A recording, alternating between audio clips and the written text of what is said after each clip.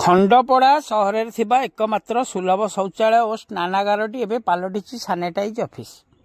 घटनारू प्रकाश यही शौचालयटी दीर्घ दिन हेब ताला झुली बंद पड़ रही जार खबर प्रथमे खंडपड़ा खबर प्रकाश पाया पर एनएसी पक्षरु यहाकू निज अख्तियार को आनी सफा करा जाई सर्वसाधारण सुविधा निमंते कार्यकारी कराइला।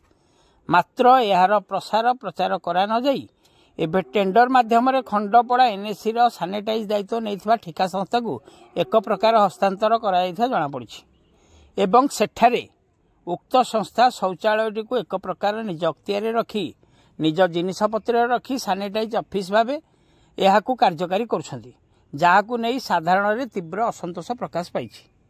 यही शौचालय परिसर में यही संस्थार युवक मैंने रोथिबारु एठाकू जिबाकू केही निरापद मने करूना।